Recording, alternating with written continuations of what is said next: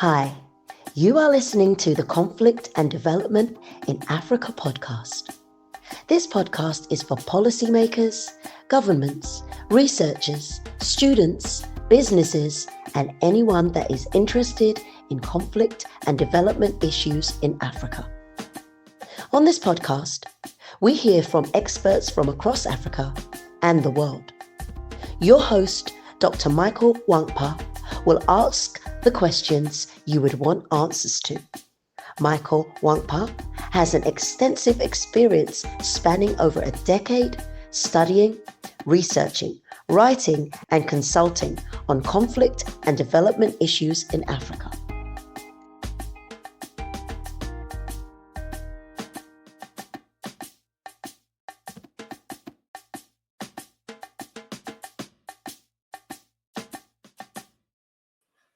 Hello and welcome to another episode of the Conflict and Development in Africa podcast. I am your host, Dr. Michael Nwankpa. Today we are going to be discussing the Junta government of Burkina Faso and the transition to democracy program. I am joined by a very special guest, Dr. Mohamed Dan Suleiman. Mohamed is an assistant professor of international relations at King Fahd University of Petroleum and Minerals, and also a research fellow at Cotton University, Australia. Mohamed, it's a pleasure to finally have you join us today. I look forward to our conversation. Thank you. I look forward to having it too. Okay, so it's been over a year now. We've seen with events in the Sahel and the coups and the establishment of the new alliance of Sahel states by the military government of Burkina Faso, Mali, and Niger. But today I wanted us to focus on the transition to democracy. So the president, Ibrahim Traore, has recently extended the charter, extended the military transition to democracy by up to 5 years. So under the previous charter, adopted in October 2022, shortly after the coup that brought Traore into power, the transition had been due to end by 1st of July 2024, but elections had not been organized. What is the implications of this decision to extend the transitional period? Well, thank you, Michael. Well, first of all, I think I can start by saying that, this was not unexpected. I find it surprising that people are surprised that the term was extended. The implications can be seen from two perspectives. We can look at it from within Burkina Faso and then from without Burkina Faso. So internally and then externally. Externally, you see that, as you have realized, it will garner a lot of criticism from the international community. Those who oppose the coups to begin with would say that we told you so, that these guys are not here to, bring democracy. They're only here to augment their position and consolidate their stay in power. And so the criticisms will come. But then those who support transition, who support the junta, would, welcome it. On a more substantive level, the implication will be that it gives Burkina Faso some certainty. It gives it more time to renegotiate itself, its relationship with the external environment, be it, the friends of the junta, i.e. actors like Russia and the rest, or its ex-wild friends, but current, for lack of a better word, enemies like France and the United States and other actors. So it gives the country that, it gives it more time to negotiate the new relationship that is got with others. Internally, I think, again, you can look at this whole thing through the lens of the friends enemy binary. If you are in favor of the junta, you would say, I think he needs more time to do what it's got to do, what it promised to do, and definitely the time that it has had so far is not enough for him to solve the problems that the junta promised to solve. Those who do not like the junta will say, these guys are here to, consolidate their power, and we cannot even trust that the 5 years ultimatum will stick. It may be changed as well. Don't forget that it allows, the charter allows Ibrahim Traore to actually contest. It allows him to actually extend it and also contest elections. So the implications are multifaceted, to put it simply. And I guess, going forward, we can, delve a little bit deeper into all those other areas. Very, very interesting. Very interesting. This is not novel. By the way, it's not novel. We've seen before what we call in the literature, we call the third wave of democracy in Africa in the 80s, coming to 90s. You see where, let's pick Nigeria for instance, where we started from the military government of Ibrahim Babangida, and then Abacha. So how they manipulated this transition and wanted to. So we've seen it happen. We've also seen in recent times like you mentioned as well, the charter allows Traore to contest. We've seen in Chad recently where the Derby has contested and won. How do you think this is different from the past? Is this still borrowing from the same playbook, or is this current tie different?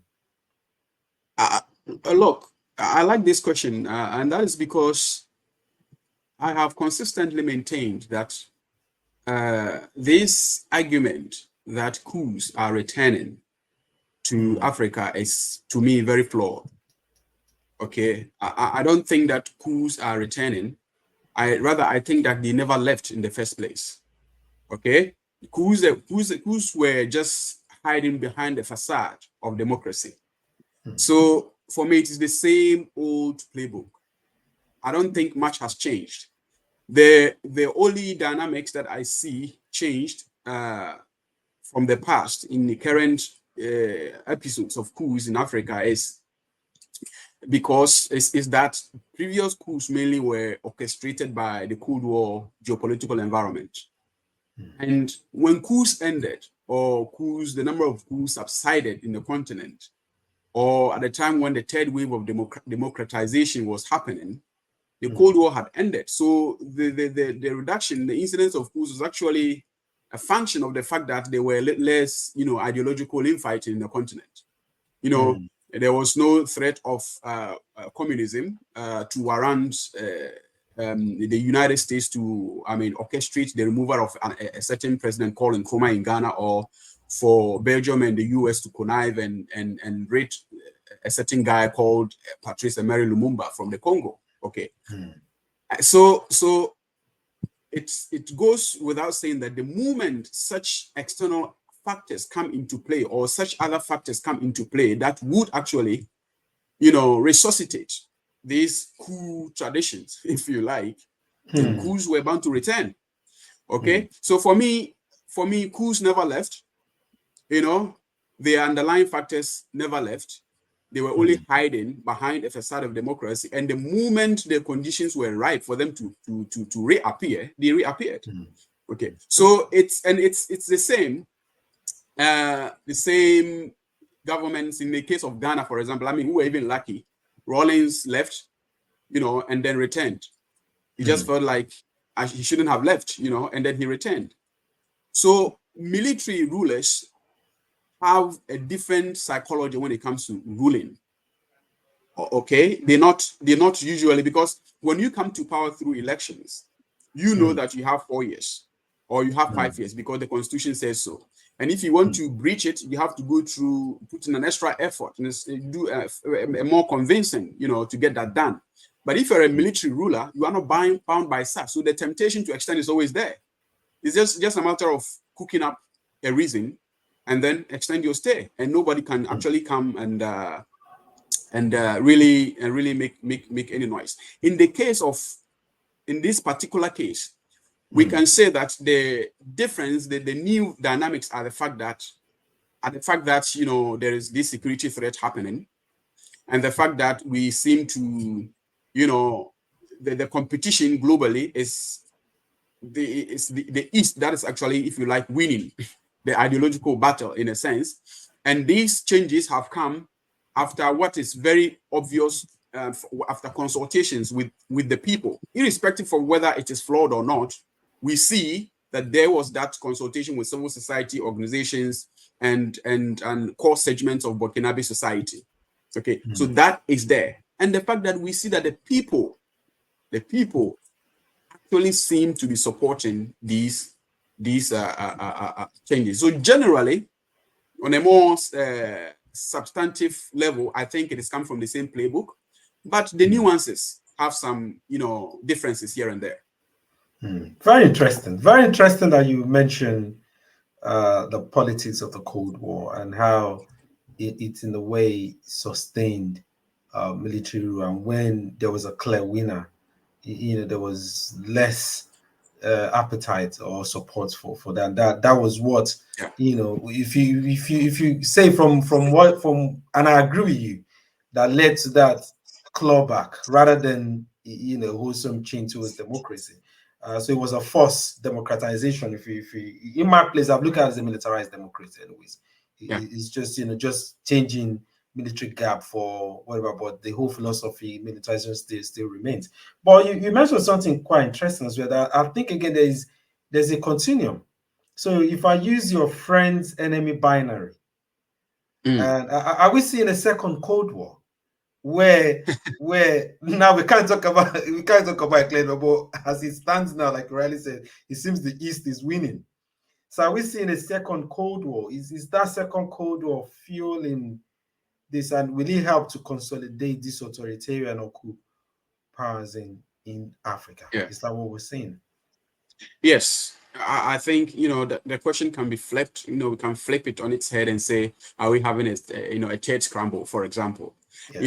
It's happening. It's happening. It doesn't have the same ideological intensity as the original Cold War. Doesn't have the same ideological intensity as the second scramble, for example. But it does come with certain level of novelty. For example, we are in an age where the youth are massively informed. Like they have the information, they can see government. Unlike before, when the youth, there was no internet, the youth they can only rely on what they see on TV, right? But now they can actually see government, they can feel government, they can hear government, they can touch government because of technology. So it has those new dynamics. All right. But I think, yes, there is a new Cold War in a sense that there is definitely a war happening. There is massive conflict happening. It gives, if you like, the Eastern actors the opportunity to exact their pound of flesh against the West, in these parts of Africa. But like I said, it lacks that ideological and strategic intensity like the first one. Same for the second, this so-called third scramble. China and Russia, the United States and its allies, everyone is competing. But again, and not just that, I think these actors see Africa, as you probably agree, to be very key to the future of not just the world, but the future of their own positions on the world stage. Talking about the youth, the population of Africa, the projections, the youth, the resources. I've read somewhere that about 35% of global mineral resources, natural resources are here in African continent. And I am told that less than 5% of that has been explored. Okay, so you can see how the continent, apart from its human resources, the natural resources are actually going to shape the future. So they all see the continent as being instrumental to the future, and it makes the competition intense because living in a multipolar world has, if you like, leveled the playing ground. So it becomes very difficult for it. The competition is complex, if you like. So these are the dynamics. So I definitely think there is a test scramble. There's a Cold War, but without the intensity, there's more liberalized, there's more trust in institutions, at least on the international stage. The UN has been here for over 70 years, unlike the initial Cold War when the UN was just a baby. All right. Yeah. So we see these changes are there, but yes, there is a war happening. There is a battle happening in Africa at the moment. I agree with you. I think again to buttress what you're saying, unlike the Cold War where Africa was not necessarily the battleground, it was more like the United Africa as proxies. But right now it seems Africa is playing a major role in terms of like a physical battleground. I agree with that. But I'll come back to all of this theoretical side of it. Let me go back to what you said about the popular support. Because no matter how authoritarian a government is, no matter how we've seen, empires have been brought down by the sheer determination or resistance from the people. It carries force. It's very rare, but when it does happen, it carries force. So, like they say again, when a government is brutal and ruthless, there must be some element of support from the demographic, the citizen, the population. So whether this is informed or whether they are being manipulated, whether they come from same ethnic group or based on identity base, we know that people support this, governments with that. But in Burkina Faso, as well as in other places like Niger and all of that, we've seen where the citizens have come out, anti-French narrative and all of that. Like Ivali said, there seems to be that. Do you think this is one that is going to be sustained? Do you think it's one that is rightly informed? Because again, I would agree that there is a sense of validity. It is legitimate. Let's not undermine the legitimacy of the grievance of the people against the traditional conventional partners. So, but how do you see this support in terms of medium and long term? Do you think it can be sustained? Do you think there's going to be a crack? Especially amidst the economic woes and insecurity that still persist. It's a very interesting question, and we can look at it from a number of perspectives. First, we cannot expect the military government, the government of Ibrahim Traore, to behave and survive in an environment different from what other governments in Burkina Faso have survived in. We know the nature of state-society relations across African countries. We know that usually governments enjoy a certain level of legitimacy in the first few years in power, and then subsequent years, it's a free fall. Like they lose legitimacy, like something. You get it. So if that has been the nature of governments across the continent and in parts of these countries, you don't expect these governments to all of a sudden operate in a whole different an environment.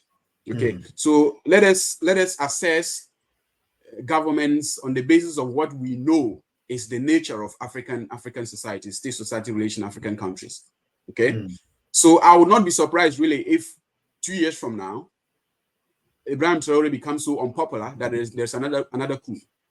Okay, but what matters is that now he has the support, and I like the fact that we should not belittle. You said we should not belittle the legitimacy, because The protests we see in the streets, okay, and the screens, no one has come out to tell us that they are not true, they are false, they are doctored. They are actual real Burkinabes who are in support of their leader.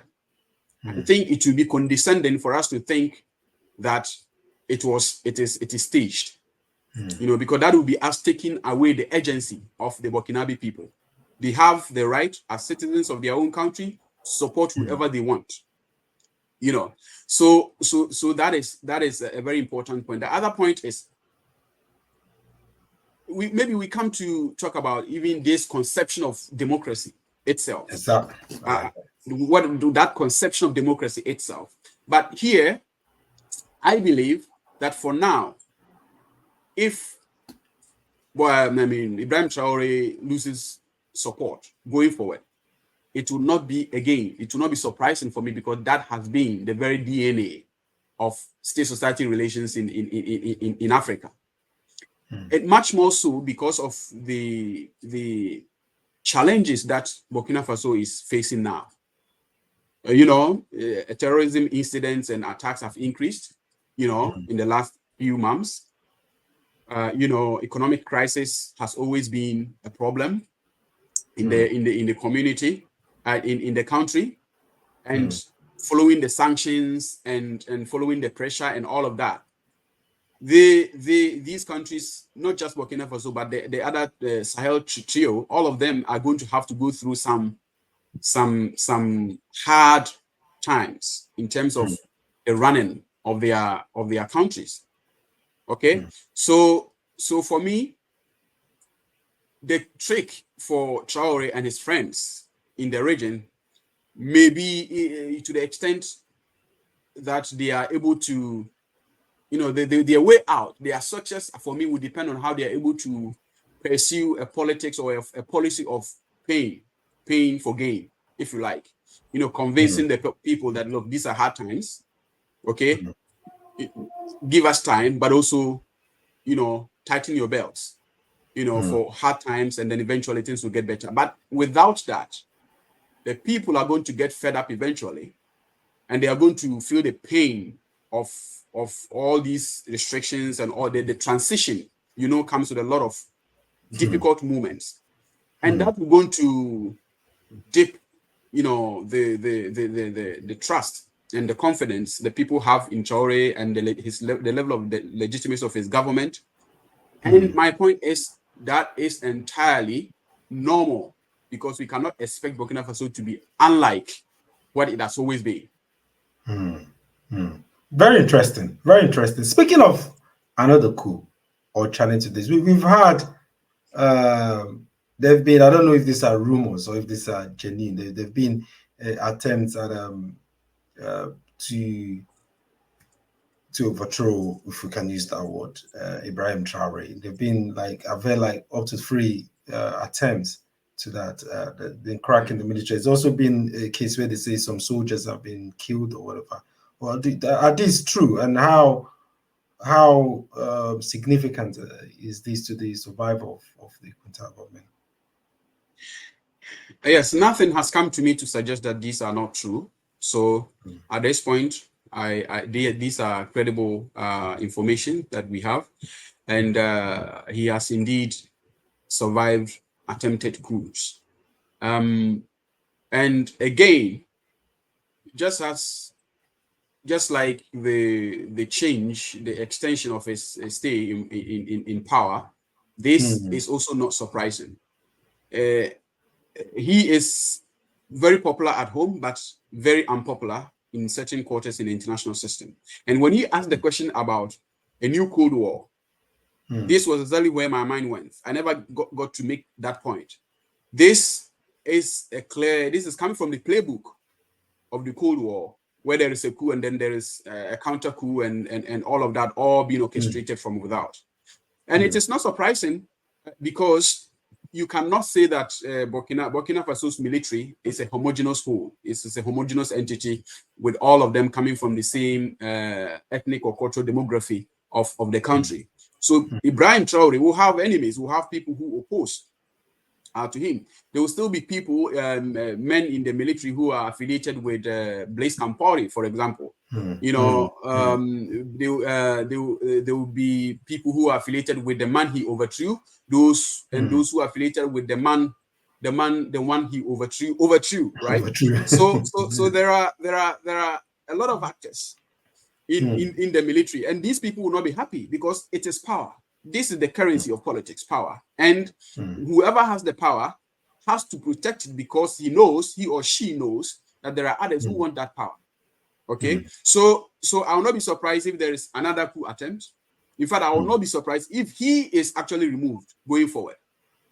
Like I said, Africa has become a much more important actor in the global political arena, you know, and given how important the Sahel region is to Western actors. And here I'm not making any moral judgment here. I'm not saying it is right or wrong. I'm only saying how states behave.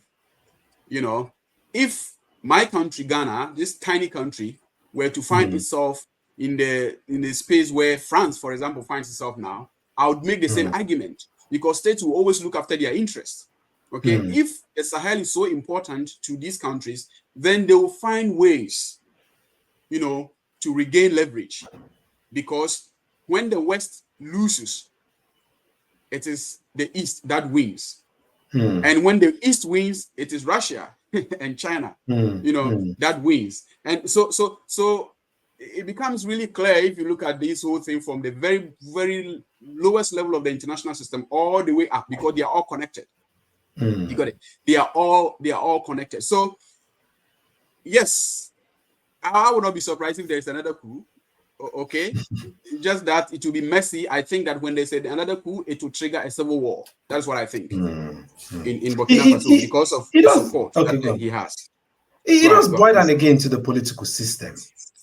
What is, so if you look at it from independence in Africa, Africa has tinkered with, you mentioned Nkrumah, when you were talking, tinker with, one Pan-African, one party system. They tinker with, parliamentary system of government. They've done this. And then you did question the concept of democracy, which I have done in my work as well. I've looked at what is democracy or liberal democracy. Can liberal democracy be, the whole fanfare we have over elections and in Africa? Are we making the right choice? Is that even the way out? Are we practicing the right thing? Because when we talk about democracy, we usually just see as electoral democracy, liberal democracy, and all of that. And then we want to question other kind of systems of government in Africa. So moving forward, do you think all of this is boiling down to the need for a homegrown kind of system? I don't know what to call it, but because I think democracy shouldn't be associated with just a specific demographic or Western Westphalian kind of like democracy.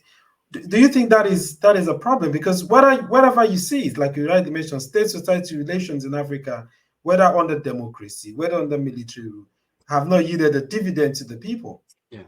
So do you think this is a crisis of that kind of political system in Africa? Is it bigger than all of what we're talking about? It's way bigger.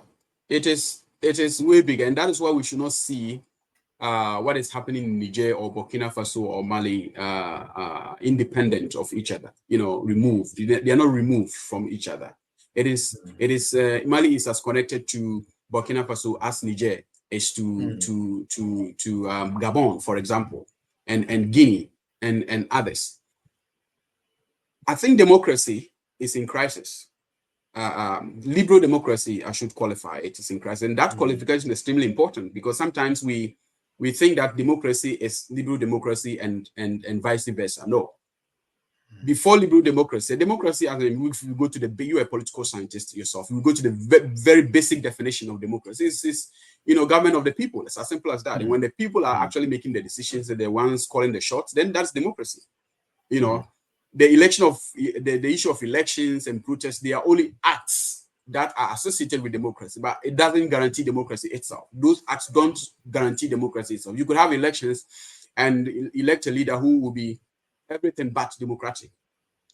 You know, so liberal democracy is in crisis. It's biting the dust, you know, all around, you know, the continent. And I believe that these coups are reminders that the democracy we are practicing is faulty, and we need to rethink that democracy. You know, it doesn't make sense to many people that we hold elections on empty stomachs, for example. It doesn't make sense that, you know, our leaders only speak a language that they themselves understand and the people do not understand. You know, it doesn't make sense that a country like Niger would dedicate huge sums of money to print ballot boxes to elect a few people who will come in and then benefit their own families and friends and forget about the people. You know, it doesn't make sense that when you elect a leader, the moment they are elected, they forget about you. They only come back to the people when it is time for elections. You know, somewhere, I mean, in my mind, this is how I see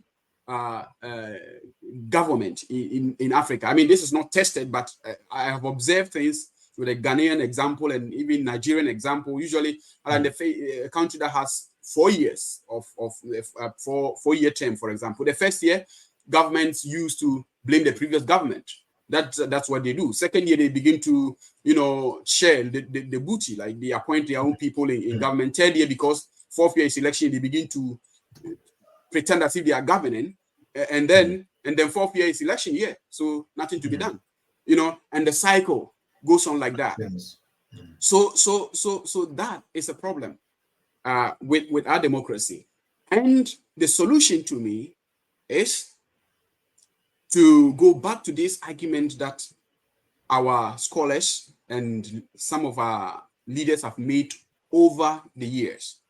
You know, democracy itself is not a bad thing, but how we practice this is. How we practice democracy is. And if we are able to not celebrate the means, but the end, because that's what we celebrate. We celebrate the means, like elections and protests and demonstrations and all of that. The end, irrespective of how ugly the end is, as long as the means are fine, you know, we are okay. You know, so it is time for us to rethink. And in my mind, how to rethink is to bring back the agency of the African into the center of politics. Let the democracy speak the language of the people. Let that democracy respect the cultural norms and mores of the people. Let the democracy, let the people see their reflection. When they look at democracy, they should see themselves in the democracy. For now, the democratic dispensation is too white because it is too European. You know, and it ostracizes, it disenfranchises a lot of Africans and a lot of African citizens. And until that, you know, suffrage is returned to them at the level of quality and not quantity, then we can hope that there will be no more coups, and that there will be, you know, there will be stability, and that we will not have a lot of jihadist groups. You know, there will not be crisis of nationhood, because people will belong, because people will see the essence and the use of their states. Right now, the state is useless. So if someone is going to hijack the state, you have a lot of support, because the state has a lot of enemies, even within its own territory. I agree with you 100%. And democracy itself is not only in crisis in Africa. It's even in the Western Hemisphere. It is crisis. You see, a very important point. Sorry for cutting you. A very important point. Now, if you make this argument that you've just made, I just made, people say no, it is too early to cry the failure of democracy. Okay, let us give ourselves time. And then I ask myself, like you said, even democracy is in crisis at source. Okay, if it is in crisis at source, then I mean, what hope do we have here in Africa? What is the guarantee that 150 years from now our democracy will mature enough to prevent the instability that we're going through? You get my point? Anyway, sorry for cutting. You can go ahead. I agree with you. And in the last couple of years, I've been working on matter of fact, I submitted a book was I was going to do, in the light of the Sahel crisis, democracy and militarization, following up on my recent book on militarized democracy in Nigeria. And they were doing, currently editing a special issue on that, democracy and militarization, where, sometimes you're talking, but you don't know that others share the same sentiments that are shared in terms of what kind of democracy is being practiced and how we need to start evaluating and looking at. But let me bring it back home before we wrap this up. So we've been seeing, whilst a lot of people are saying, "Oh, this true," like you call them, Burkina Faso, Mali cannot survive, and then there's every reason to believe they can't. They're landlocked states, and they need. But then again, we see them with the first summit in July 6th. They've come to sign this first summit to integrate their defense and all of that. And then on the next day, you see the ECOWAS, next in hope that they'll come back, and you see the empty seat in Abuja with the summit for Mali, and they didn't. Do you think? What do you think? Do you think this is still like a game of gaining leverage? You mentioned something like that. Is it a game of gaining leverage? Do you think the alliance of Sahel states is here to stay? Do you think there's prospect of them being integrated into the ECOWAS states? How do you think this dynamic is going to play out? First, recently, a former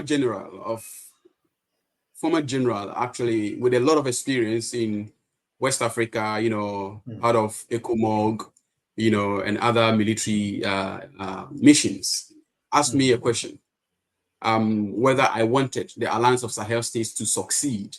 That was the question. He wanted my opinion. Talking about. He wanted my opinion on whether I wanted the alliance to succeed.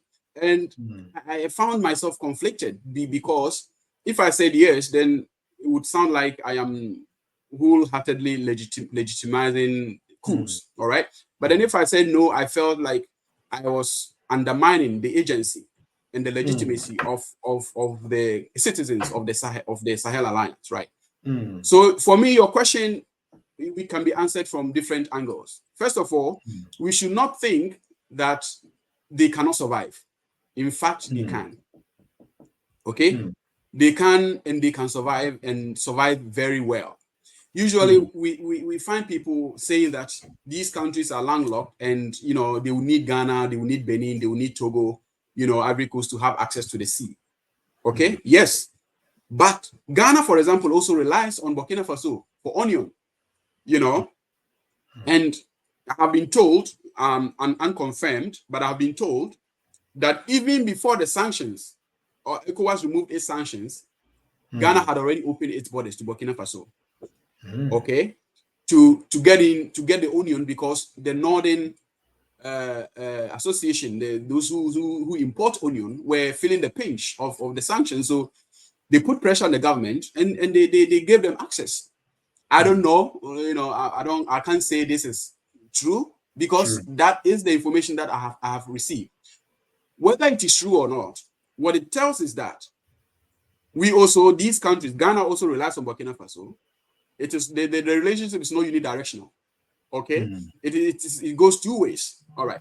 Secondly, there's a dynamic that we forget, Michael, and which is the fact that Morocco and Algeria are arch enemies. Okay, in that part of Africa, and they will be competing for leverage in the Alliance of Sahel States. Okay, you see that Algeria once wanted to, to mediate, the crisis. At some point, Morocco has actually opened its arms, to these countries. So what these countries may lose by not having friends in Ghana, they may gain by having friends in Morocco or Algeria. Okay, and we also tend to forget that despite the fact that America, the United States, is the world's foremost superpower, militarily at least, Russia is also a force to reckon with. Okay, China is rising, if it has not already risen, okay, to take everything. All right, and these countries are just business minded. They just want profit, and the resources that are there within this alliance of Sahel state countries. It can give them anything. Okay? So the short answer to, I guess, your question is they can survive, okay, but without difficulties. Okay? As to whether they will return to ECOWAS, yes and no. Yes, if ECOWAS plays its cards very well.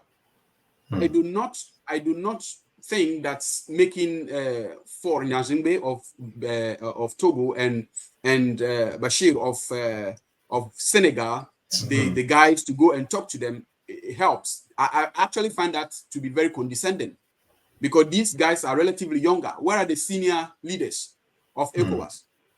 Why can't Tinubu, for example, President Tinubu of Nigeria, swallow his pride, you know, and go to these guys and say, look, we erred, which if I think ECOWAS actually erred to begin with, because you don't the way they dealt with the crisis is very undiplomatic. It was very un-ECOWAS, if there's any such thing, you know, and that actually worsened everything. So why can't they send these guys there to talk to them? You send a very young person, you know, to them. It's like they are young, so you are young, I go there, talk to them. No, you know. So if they play their cards very well, they can come back. You know, they can, you know, bring down the statutes of the Alliance of Sahel States, the Sahel Confederacy, and make it some kind of pact, and still come back to ECOWAS and still do whatever they're doing with their own alliance without necessarily disintegrating it, right? But if ECOWAS continues to take that unreasonable, you know, undiplomatic stance, you know, and if AU actually also does the same, then it will continue to consolidate, you know, the power of these Sahel countries. It will continue to give them legitimacy, because they can go to their people and say, this is how they're treating us.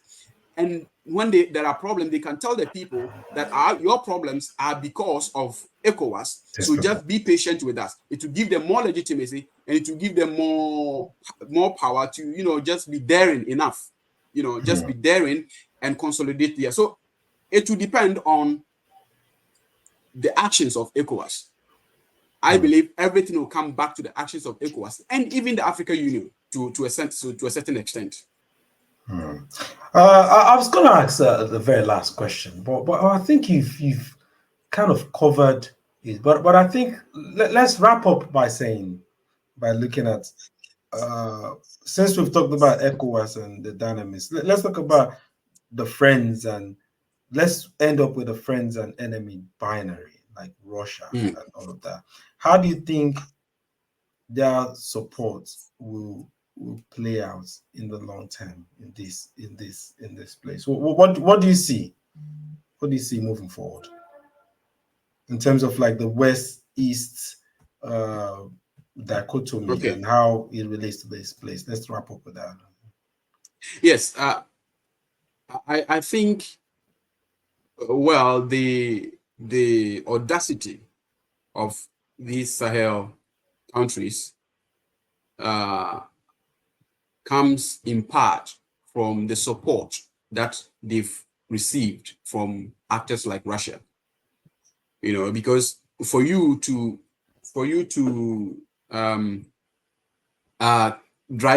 kick out, you know, a traditional partner like France and ask the US to take its troops away and prevent, you know, limit the presence of the UN, the European Union, and these other actors, you must have an option.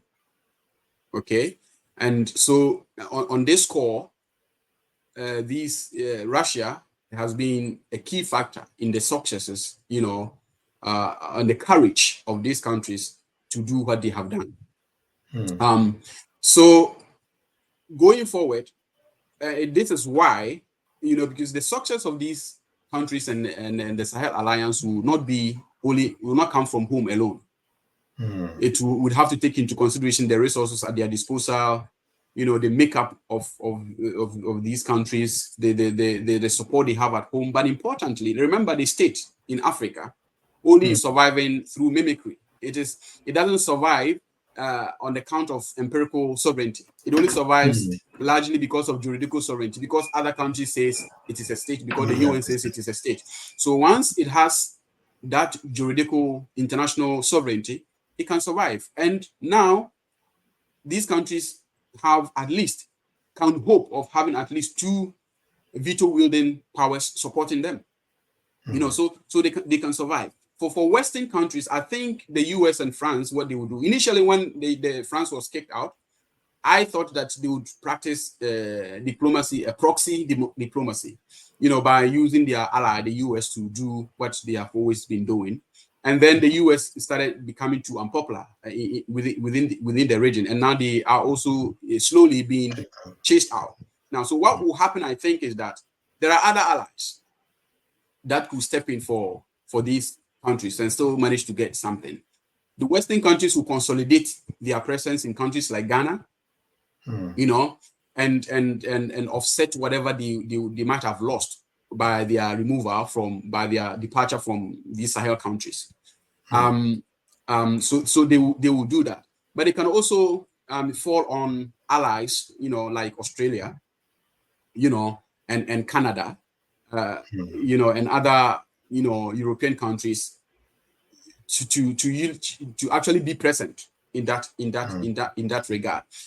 But I believe, like, on a scale of 1 to 10, if I were to make a judgment on the potential success of the Alliance of Sahel States, I would say they have about 6 to 7, chance of actually succeeding, because of several other these other factors. For the Western countries to come back in, I believe that they should try as much as possible to now get ECOWAS to do the needful, which is operate diplomatically. And they should make efforts. They should go to these people with respect. I think the condescension from both ECOWAS and the Western actors have actually gone a long way to make this crisis, taking this crisis too far. The crisis has brought things that shouldn't have brought, because of the way the Western actors saw the situation. Let me finish by saying that whatever that happens going forward, it has to be, the onus is on me and on you and on any other person to make sure that the region is stable, because the region is a very, very important region of the world. When something happens in the Sahel, it doesn't only affect Africa, it affects the world, because it sits at the corridor of Europe, and it has direct link to even South America. We may not realize. So we should advocate for stability and true democracy. Only true democracy that can guarantee that stability. There's no point taking sides in this, because it will only worsen the conflict. What matters is we need to take a very, very balanced and, if normative position, but has to be balanced in our analysis of it, to make sure that the region actually sustains itself in peace and stability. Otherwise, the impact is not going to be on Burkina Faso alone. It will be on the entire region and indeed the entire world. Wow. Thank you very much, Mohammed. This is very deep and insightful. And like you rightly said, the failure of it's not just for the Burkina Faso people or for any of this country. It's for everyone. It's going to be fair by everyone. The sources or whatever of the region is to the benefit of everyone. So we try as much as possible to present balance and objective, and that's why we do things like this, to bring experts like that, and we discuss the situations and see how we could help those that listen, policymakers, whatever, to be able to see, take a clear picture of the situation and how to proceed. I'm really grateful. I think it's worth the wait, Mohammed. Yes. we should have had this episode a couple of, if not a month ago or more. But it's worth the wait. Thank you for your time. Thank you for your insights. I really, really, appreciate it. And once this is out, once it's about to air, I will let you know, and then you could share it among your network as well. For now, sure. Thank you very, very much. Thank you for having me, Ben, Michael. You're welcome.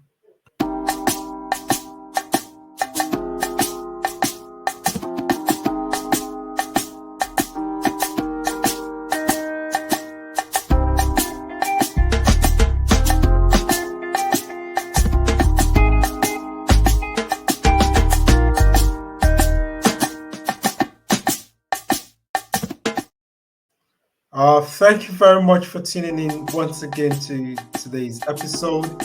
And join me as usual to thank Dr. Mohammed Dan Suleiman for his very useful and insightful knowledge and views on the transition to democracy program in Burkina Faso, and wider conversations around the Sahel and the true government, the alliance of the Sahel states. For now, stay blessed, and I'll see you in the next episode.